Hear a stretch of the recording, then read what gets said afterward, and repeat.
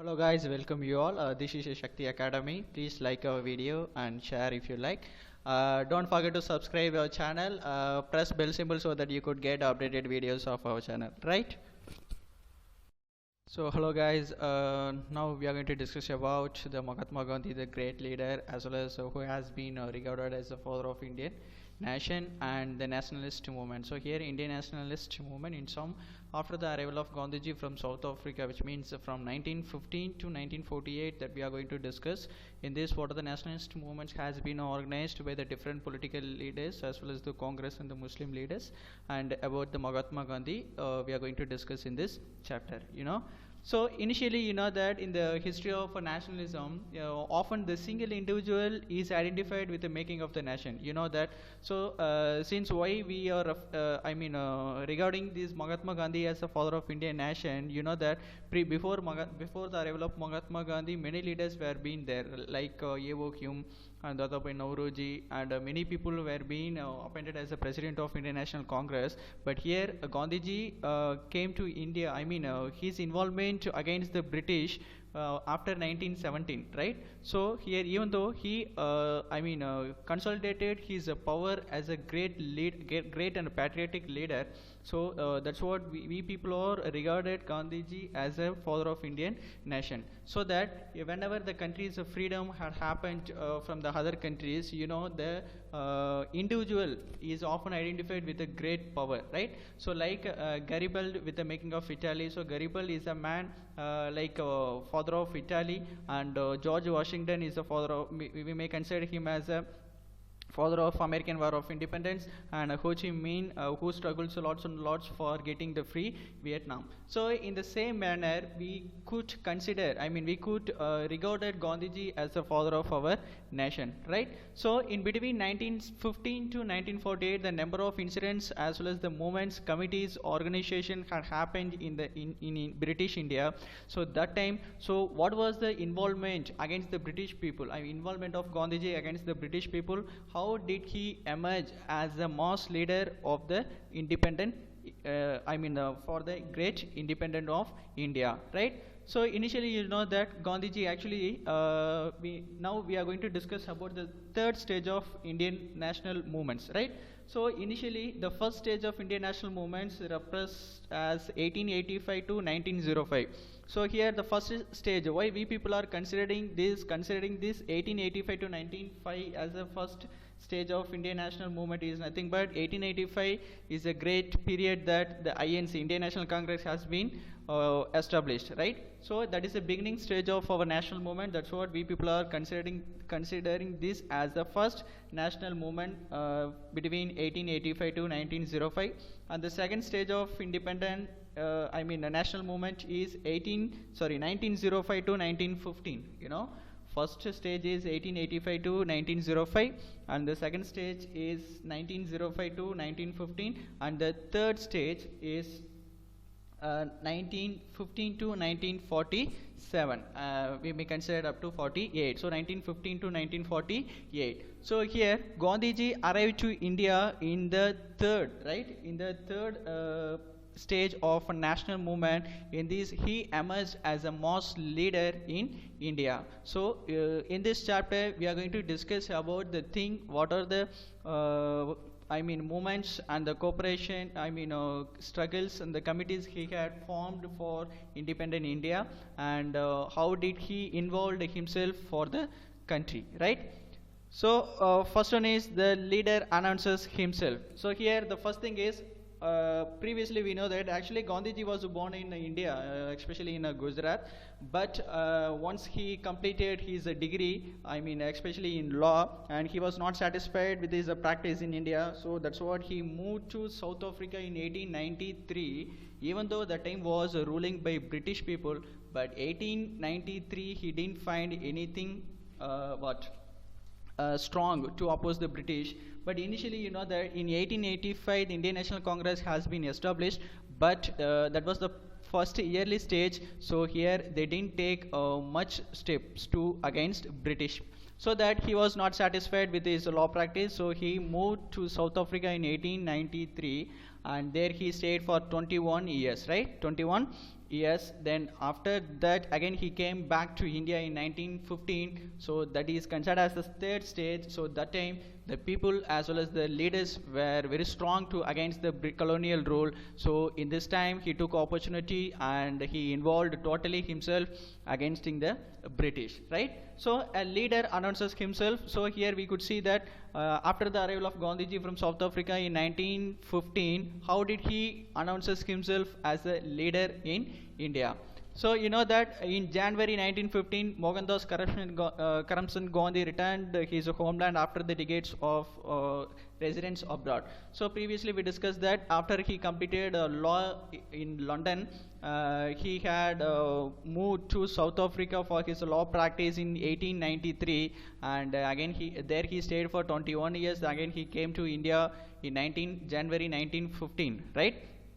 So actually he had spent more than 20 years in the South Africa, and there he worked as a lawyer, as well as there he there he is opposed the racist regime in the South Africa. So here as the historian Chandran Devanation, okay, Chandran Devanation has a mod about Gandhiji is nothing but South Africa was the making of Mahatma. It was the South Africa that Mahatma Gandhi first forced the distinctive technique of the non-violent protest as Satyagraha. So here the aim of Gandhiji is to implement non-violence as well as Satyagraha. So it was the first thing he had introduced during the racist against the racist against the South African regime in the country of South Africa. So the same thing he wanted to implement this non-violence as well as Satyagraha in India, right? So the same thing that so in India that Mahatma Gandhi came back, previously we discussed that in 1915, and actually he had left India in 1893, and although still a colony of the British, it was a far more active in the political sense. The Indian National Congress now the branches its more cities and the towns, though the Swadeshi movement of 1905 to 07. So previously when he left out India, that time it was the early stage of Indian National Congress, and they didn't establish their branches all over the subcontinent. But after the arrival of Gandhiji in 1915, the Indian National Congress established their branches, as well as they used to conduct the meeting each and every year from the different states with presidents, okay, with special presidents, so that the Indian National Congress reaches all the places in India. So finally he had a pillar. Now Gandhiji had a pillar to support it. So that's what he started involving totally in the political, right? So here who are the leaders who who attract by Gandhiji is nothing but, you know, that Bal Gangadhar Tilak of Maharashtra and Bipin Chandra Pal of Bengal and Lala Lajpat Rai of Punjab are three great leaders, as well as known as Lal Pal and Bal. So note down these three leaders. Who were the leaders called as a Lal Bal Pal is nothing but Bal Gangadhar Tilak of Maharashtra, Bipin Chandra Pal of Bengal and Lala Lajpat Rai of Punjab. So here these three leaders are the great leaders during the period when the Gandhiji arrived in India, and he was much interested on these three leaders, which means these three leaders were totally involved themselves for the independent country. So here after that the Gandhiji is acknowledged political mentor. Note down Gandhiji's political mentor is nothing but Gopal Krishna Gokhale, as well as Muhammad Ali Jinnah, who like Gandhiji as a lawyer of Gujarat extraction trained in London. So here the political mentor of Gandhiji is nothing but Gopal Krishna Gokhale, as well as the Muhammad Ali Jinnah, and who liked Gandhiji very much as a lawyer in Gujarat, who had practiced in London, right? So here on Gokhale's advice, Gandhiji spent a year traveling around British India, getting to know the land and its people. So previously we discussed that in 1915 he came to India, but immediately he did not join in the Indian National Congress. According to the advice of his political mentor Gokhale, he had spent 2 years to know about the peoples and their culture. So he started traveling all over the country, British India, and he started knowing about the people and their sufferings. So here his first major public appearance was the opening of Banaras Hindu University in February 1916. So it was the first appearance, Okay, it was the first appearance of Mahatma Gandhi, that which means he introducing himself as a leader at opening ceremony of the Banaras Hindu University in 1916. So among the invitees, the people among the invitees like Annie Besant and many Gopala Krishna Gokhale and Lala Lajpat Rai, among the many Indian leaders. So here Gandhiji also invited for this ceremony as actually he was not a well-known person during that period, but initially the people knows about him that he was strongly worked against the racist regime in South Africa, so that the people, the Congress leader invited Mahatma Gandhi for this occasion, right? So the same thing, he had participated in this. So when he comes, Gandhiji started speaking in front of the people of India. So it was the first time to give his speech in front of the people. So here he actually basically he knows that the millions of poor are there in the country. So that's what he represents that poor people, millions of poor people are there. But here every people wanted to know their what limits actually as well as their powers. No, so without the powers, with the powers of you, we can do anything, and immediately we can do send off the British rule out of the India. So here the opening of the BUB was the occasion for the celebration, making it the opening Nationalist University. So as we know that it was the first speech of Mahatma Gandhi in front of everybody, that he started to speak about what? The Satyagraha as well as the non-violence. So here Gandhiji chose instead to remain these present in the peasants and the workers who constituted a major of the Indian population. So here especially Gandhi started speaking about these peasants and the workers, which means most probably 70%, 1/3 population are covered by peasants and the workers. So without these peasants and the workers, we rich peoples cannot comfortable with them. So here these people are the majority as well as the more powerful than the British. So here Gandhiji's speech at Banaras in February 1916 was on one level merely stated that fact, namely the Indian nationalism was the phenomenon. So in this speech, the other leaders of the Congress finally found that he has a good power to lead the Indian National Congress. So that's what they thought that, and the first public announcement of Gandhiji won't desire to make Indian nationalism more properly and representatives of the Indian people as whole. So it was the first meeting of Mahatma Gandhi, and he wanted to make India as a free from the colonial government. So the last month of year, Gandhiji presented with this opportunity, and Gandhiji took his opportunity and he started speaking about the non-violence as well as the Satyagraha. Right. So at the annual Congress held in Lucknow in December 1916, he approached by the peasants from the Champaran in the Bihar, who told him about the harsh treatment of peasants by British indigo planters. So about the British indigo cultivation and the calico art that you have already studied in grade 8. Okay. So here in the Lucknow section, which happened in 1916, here here the peasants from Champaran and the Bihar, they started approaching the Gandhiji that the harsh treatment of the British people. So here it was the first incident which Gandhiji involved himself against the colonial government, right? So the next thing is going to discuss about the Gandhiji and the establishment of Indian National Congress, right?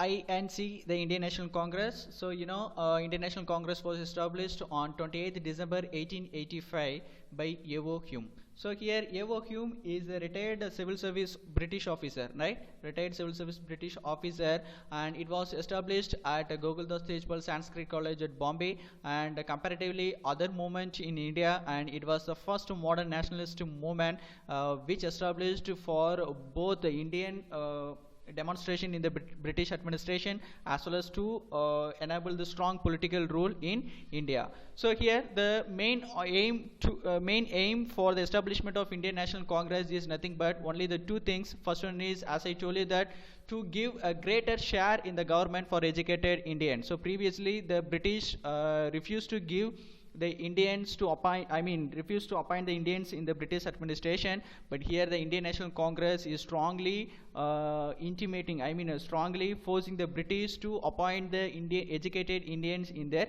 administration. So that's the first one. And the next one is here politically there is no strong movement in India. So here to get a freedom from British, they established this political dialogue between British people as well as the Raj, which means the Indian ruler. So these were the two important aim of the establishment of Indian National Congress, right?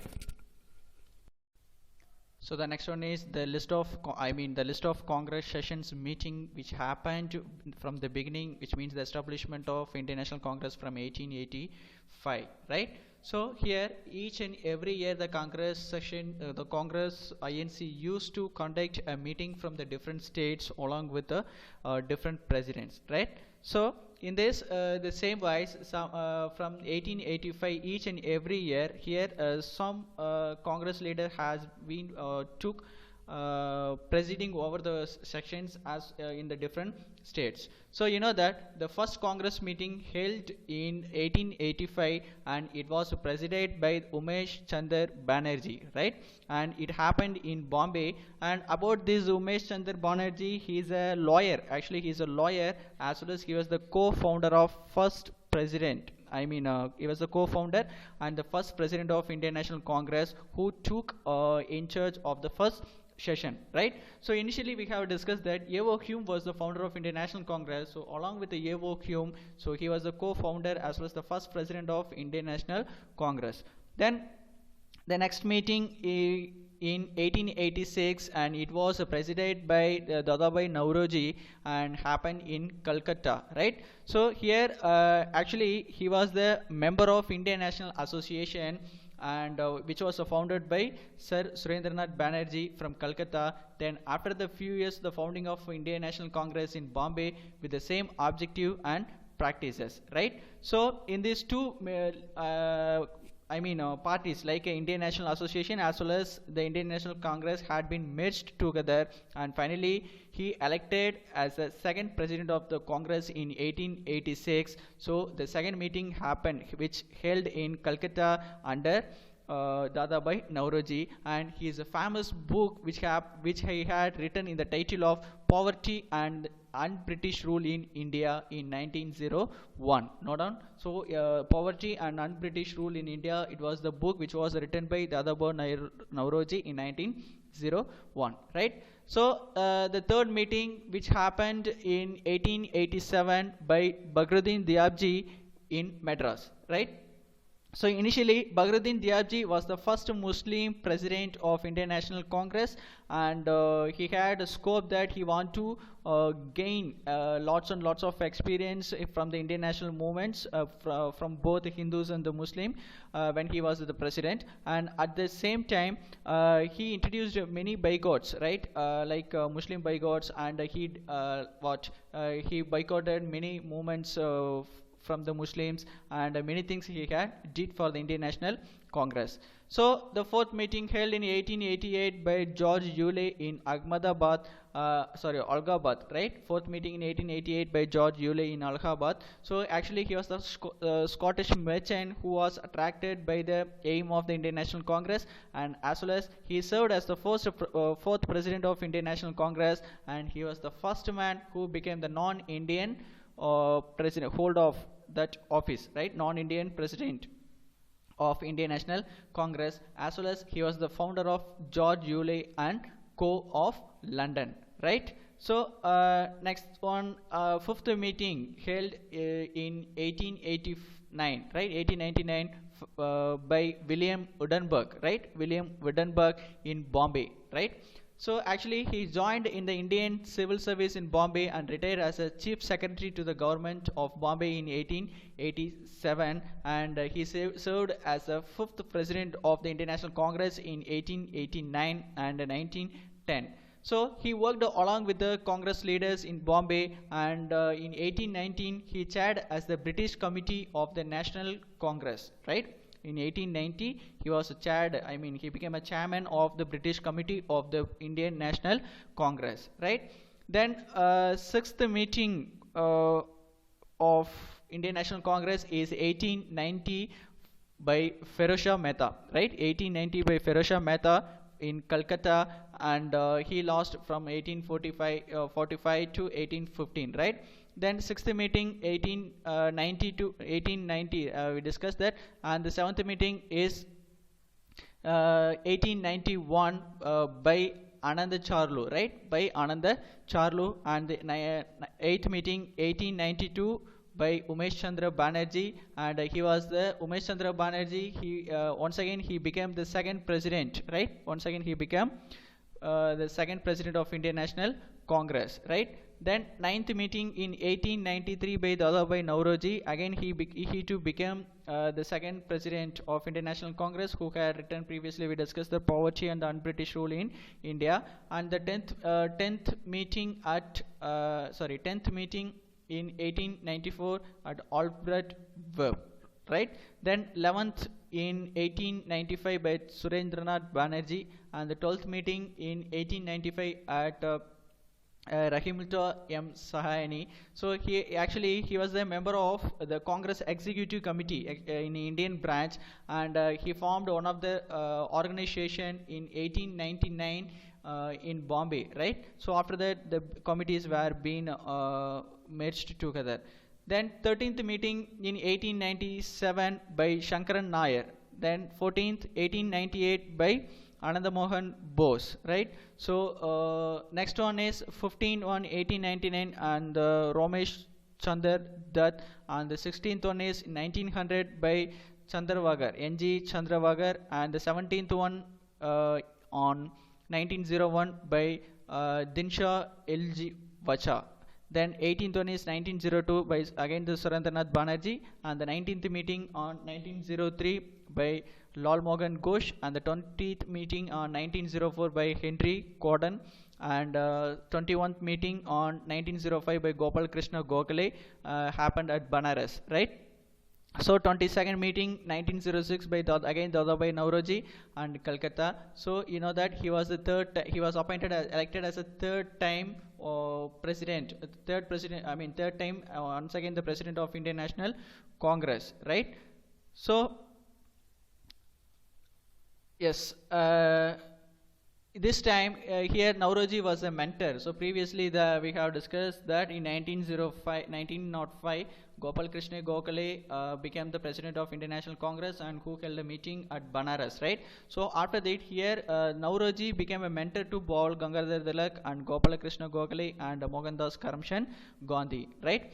So 23rd meeting on 1907 by Rishibdari Ghosh happened in Surat, and 24th meeting 1908 Rishibdari Ghosh in Madras, and 25th meeting 1905 by Madan Mohan Malviya at Lahore, and 26th meeting 1910 by William Woodenberg. So previously we discussed that he was one of the member of British Committee of Indian National Congress, which was appointed by the Indian committee leaders, right? So 27th meeting on 1911 by Bishan Narayan Dar at Calcutta, and the 28th meeting 1902 and Raghunath Narsinha and Mudolkar. So in this some of the years and some of the meetings as well as some of the leaders we couldn't get the places of the Indian Congress meeting, right? So 13th meeting finally 1914 by Bhupendranath Bose, and the 31st meeting 1915 by Lord Satyendra Prasanna Sinha, and the 32nd meeting 1916 Abhika Charan Muzindar, and the 33rd meeting on 1917 by Annie Besant at Calcutta. Then 34th meeting on 1918 by Madan Mohan Malviya once again, and the 35th meeting 1918 by Syed Hasan Iman, and 36th meeting 1919 and Motilal Nehru at Amritsar. Then 37th meeting on 1920 by Lala Lajpat Rai at Calcutta. It was one of the special session which happened under the which was presided by Lala Lajpat Rai. Then 38th meeting on 1920 by Vijayaraghavacharya at Nagpur, and 39th meeting on 1921 by Chitranjan Das which happened at Ahmedabad, and as well as the Hakim Ajmal Khan. So he was here two president has been given. So here Chittaranjan Das considered as the president and the acting president as Hakim Ajmal Khan. So 40th meeting 1921 by again once again the Chittaranjan Jat happened at Gaya, and 41 on 1923 by Muhammad Ali Johar, and 42nd on 1923 by Abul Kalam Azad happened at Delhi, and 1924 by Mahatma Gandhi at Belgaum. Right, so still many Congress sessions are there, but these are very important. Right, these are the sessions are very important, which made different changes in the Indian polity as well as in the British administration. In this, especially first these five things, as well as these five peoples are made different changes in between, as well as they worked lots and lots to to mix both Indians, both the Hindus and the Muslims under in one umbrella for the unified states, right? So the next one is about the great as well as the most Indian leader who was known as the father of Indian nation, Mohandas Karamchand Gandhi, right?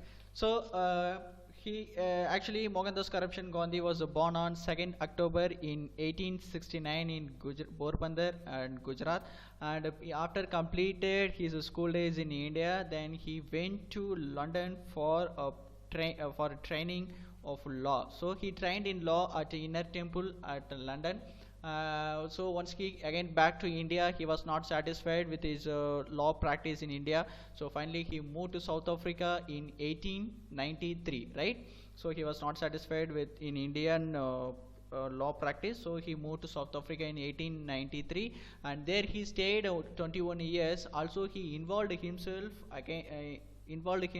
in the public racist regime, against the racist regime and against the government for 20 years, right? So in 1915 at the age of 45 he returned to India. So that time according to the Gokhale's, which means his mentor's advice, he traveled India for 2 years to know about the people as well as their struggles in the colonial rule and everything, and finally he involved the peasants, farmers and urban laborers protest, and finally he emerged himself as a mass leader in India, right?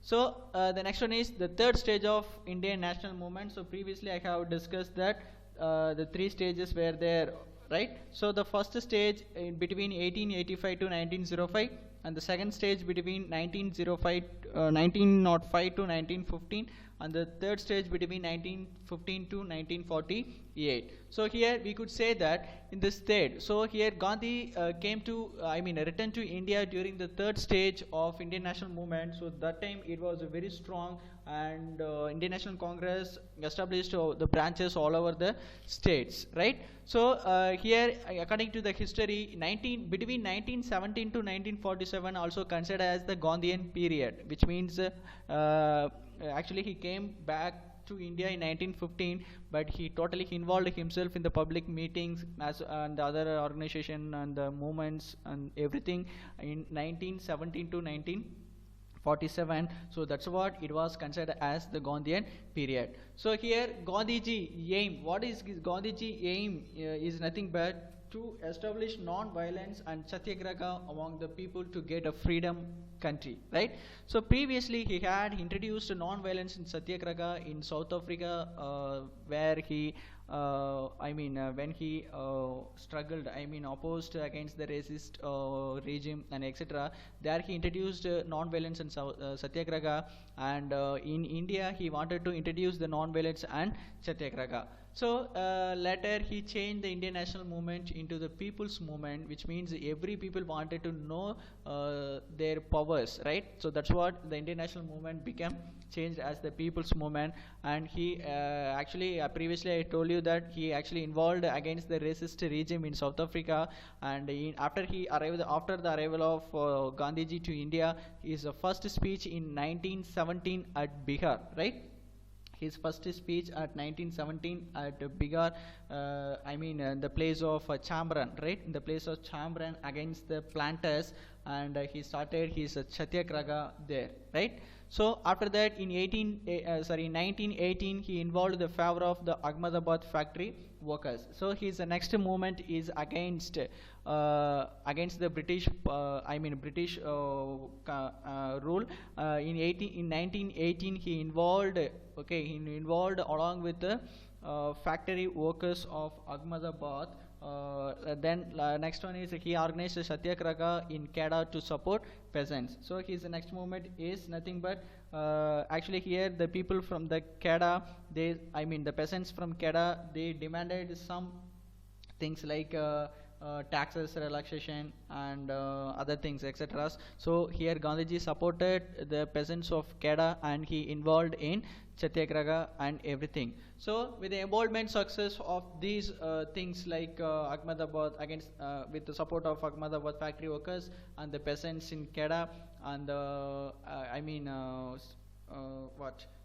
peoples against the British rule as well as to support the people in Bihar, Chambran and everywhere. With this success, then Gandhiji started to involve himself more and more, right? Gandhiji started to involve more and more in all the activities and other movements. So that time what happened here, there will be a committee, there will be a committee which was appointed by the British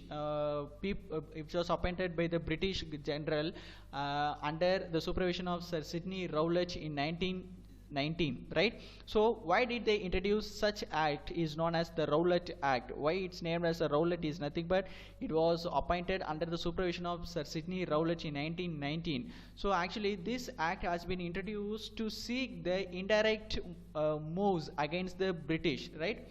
To seek the indirect moves against the British. So that's what the British official introduced committee under Sir Sidney Rowlett in 1919. So that's what it named as a Rowlett Act. So without the discussion of the Indian leaders and the Indian legislative peoples, as soon as this act has been implemented in the legislative council, right? Legislative council, and the main object of the Rowlett Act is nothing but it gave enormous power to the political activities. So here allowed a detention of the political prisoner without a trial for 2 years. So without asking anything, here the government has rights to arrest the person whoever is acting against the government, as well as the government keep the person, the political prisoners for 2 years without any trial. So finally what happened, many people were started war against the British, and people started spreading everywhere, and even the villages are started against the British, right? So finally Gandhiji was arrested near Delhi, and the great leaders of Punjab like Satyapal and Saifuddin Kitlu were being arrested at Amritsar.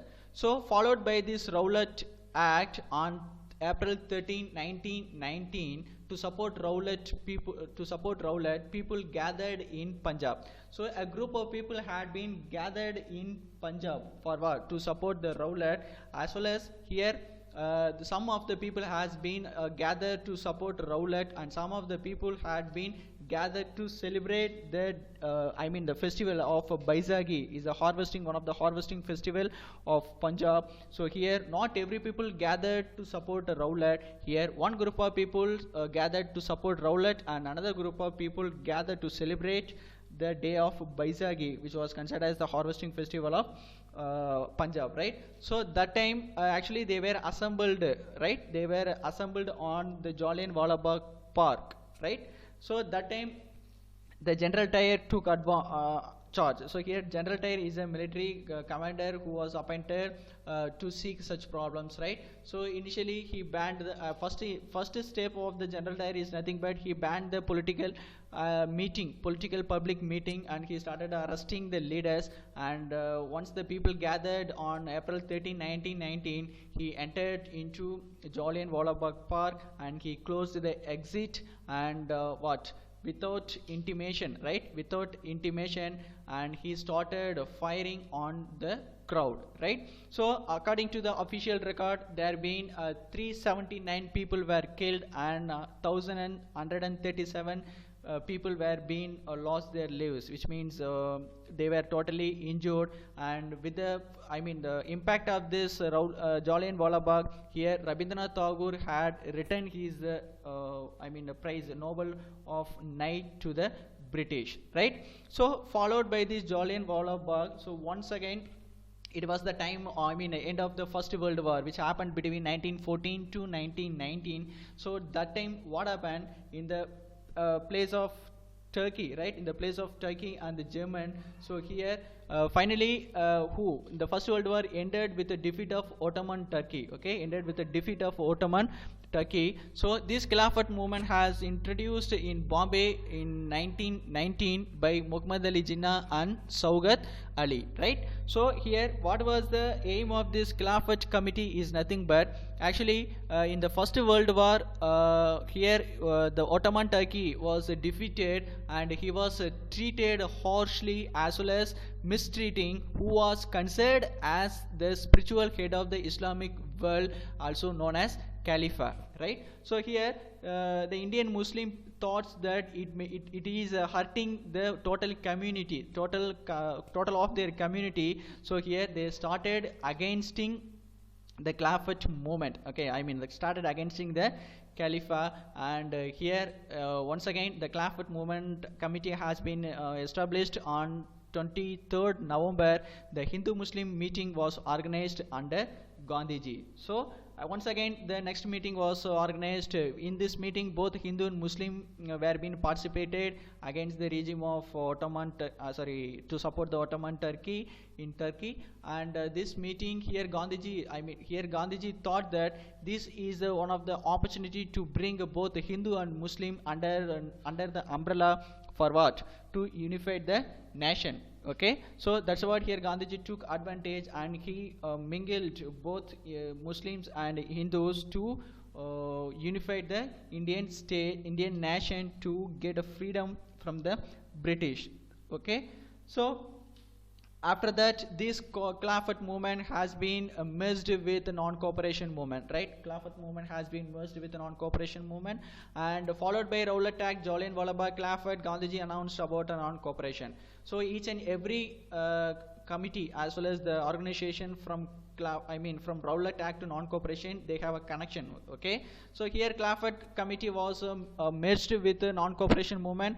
So in this, the next Gandhiji plan was, next Gandhiji's plan about this non-cooperation movement was accepted in 1920s Indian National Congress meeting, which happened at Nagpur session. So the leaders of Indian National Congress has been accepted the aim of the non-cooperation movements, right? So here the aim of the non-cooperation movement is nothing but to surrender the titles, right? To surrender the titles which has been awarded by the government, and boycotts of the civil service post and the army, police, legislative council, schools, government colleges, and everything, right? So here, what are the things they opposed is nothing but the people, those who were in the village panchayat, right? They should be boycott. Okay, they should be boycott their post, and they started against the elections, and they started refusing the government programs, and the courts and the government schools, colleges were being